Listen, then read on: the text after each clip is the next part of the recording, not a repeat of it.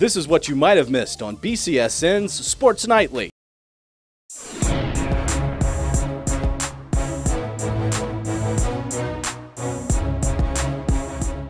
Back on Sports Nightly, another edition of the Friday Football Focus. We are talking the Toledo City League with Mike Daniels, head coach of the Scott Bulldogs. Coach, thanks for joining us. No problem. Heading into your 7th season. Yes. Your 6th season. The best for Scott football in quite a long time. Yes. 8-2, City League champs. First winning season since 2005. First City League championship since '85. Right. How special was that season? It was beautiful. I mean, just the idea of just knowing that we were playing for a championship and being able to obtain that, I just was glad, at least for the guys, to be able to share that moment this year. As we look ahead to 2015, you're losing about a dozen seniors. Right.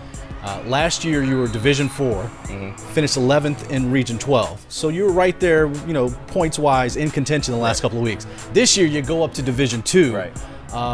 Is that anything you really think about, or you just let the game play out each and every week and see how it happens? I just tell the kids, they know about it, so I just tell the kids, just play. Just play, take each game by game, and we'll worry about all that stuff at the end. I'm not too concerned about just because of that Division II, that label. I'm not worried about that. I'm just worried about us playing hard and just being a good team.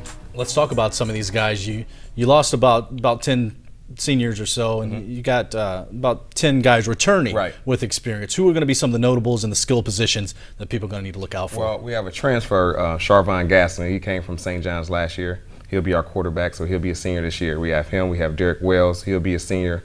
Played linebacker, running back, offensive line, Jay Wells, and he made first team All-City along with Sean Jackson. So we have some key guys at key positions going to be coming back and playing hard for us. The guys coming back experienced success last year. That's got to get them excited, amped up, and hungry to get to that next step, win an outright City League championship and contend for the playoffs. Yeah, I mean, they're ready for the challenge. I know before we always talked about, every other teams have that bullseye on their back. Now we have the bullseye on our back because teams want what we have, and that's that City League championship. So they're going to be coming for us this year. All right, so the schedule kicks off at Fostoria on August 28th.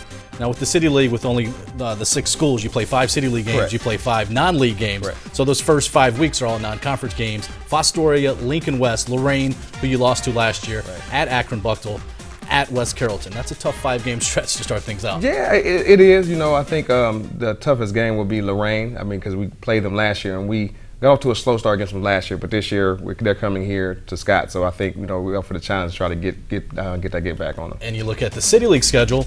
3 of your 5 City League games are on the road. Go figure. Right.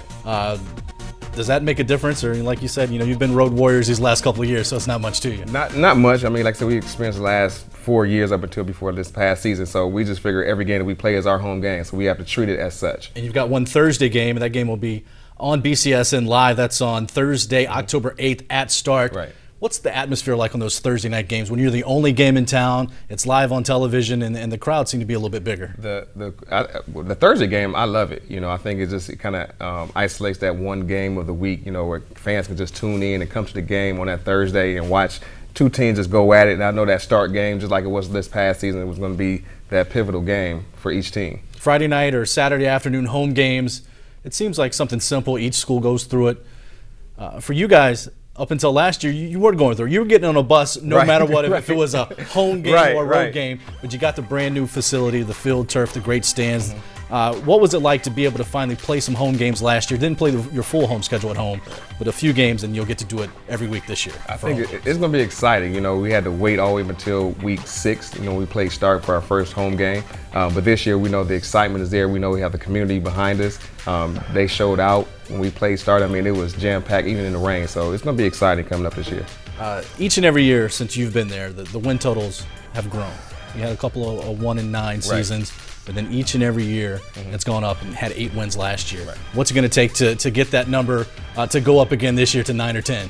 I think it's just, being level-headed, being consistent, and just buying into what we're doing. Again, we have a lot of guys coming back, so they already know offense and defense and just know what we want as a coaching staff. So just being able to do that and preparing them this offseason in August when 2 days start and getting scrimmages and 7-on-7s, it's going to be exciting. It all starts week 1. At Fostoria. Coach, thanks for the time. Best of luck, and we'll talk to you down the road. All right, thank you. Friday Football Focus, talking about the Scott Bulldogs tonight. Be sure to watch Sports Nightly weeknights at 10:30 on BCSN and follow us on Twitter at @sports_nightly.